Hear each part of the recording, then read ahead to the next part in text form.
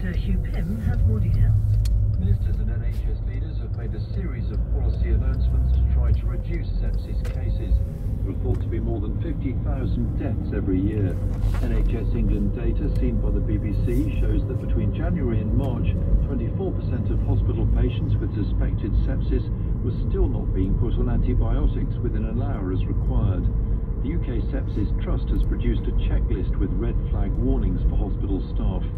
But Dr. Ron Daniels of the Trust said the latest figures were concerning. NHS England said hospitals were getting better at identifying sepsis at an earlier stage. The United Nations Security Council has failed to agree on a joint statement condemning an airstrike on a migrant detention camp in Libya in which at least 44 people were killed.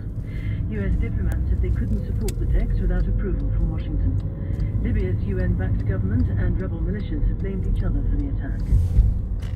President Trump is promising that today's 4th of July celebrations in Washington will be like no other.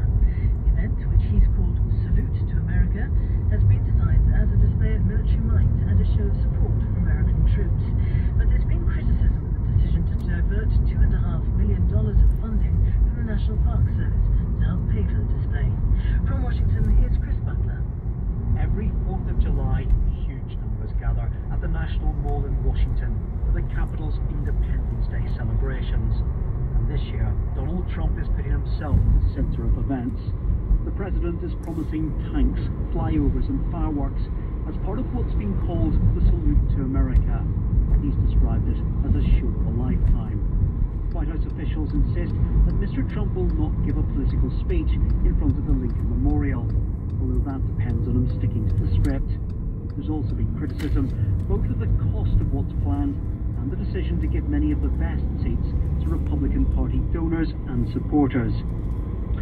Chris Butler reporting. The time's 6 minutes past 6, so it is time to turn to Alina Jenkins, who's in the BBC Weather Centre this morning. Hello, Alina. Hello, Justin. Good morning. High pressure is the dominant feature across much of the UK today, so dry with a good deal of sunshine. Some rain for parts of Scotland. We'll talk about that in just a moment. First to southwest and southeast England, Wales, the Midlands and East Anglia.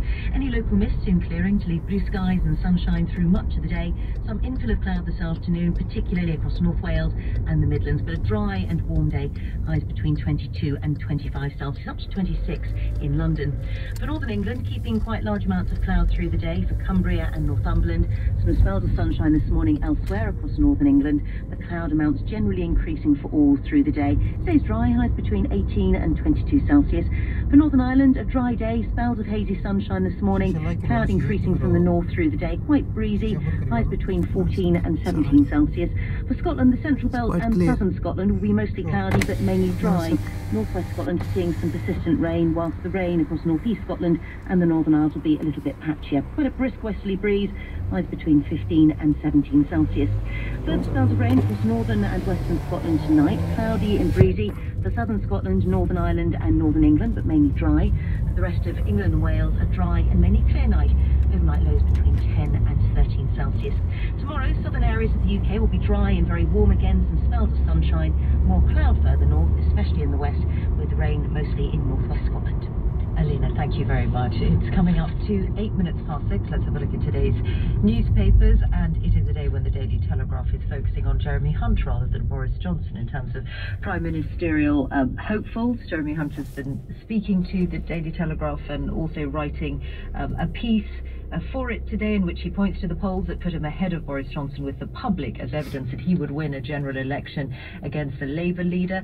Also appealing to grassroots Tories in the Shires, as the Telegraph says. Mr Hunt today commits to holding a vote on ending the ban on fox hunting if he becomes Prime Minister, saying it is part of the countryside's heritage and it should be legalised. And to persuade members that he can unite the party, he promises Boris Johnson a very important cabinet job if he becomes Prime Minister.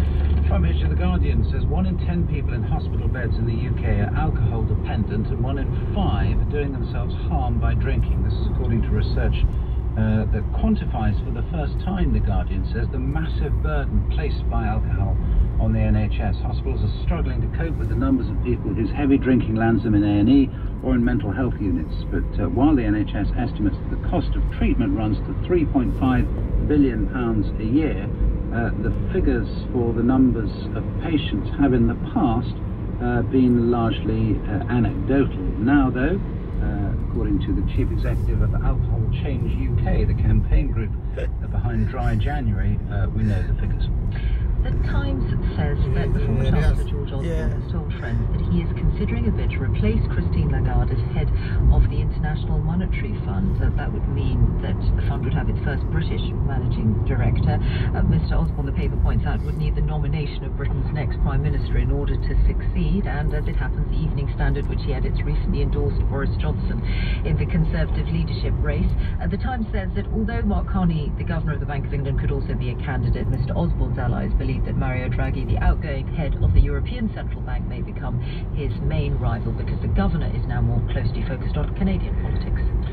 Meghan and Harry will never reveal Archie's godparents, said the Daily Mail. Duke and Duchess of Sussex are refusing to reveal the identity of baby Archie's godparents before his christening on Saturday. The couple, who are denying any public access to the proceedings at Windsor Castle as well, have decided not to allow TV cameras in, etc., etc. They are, though, apparently going to release a small number of images taken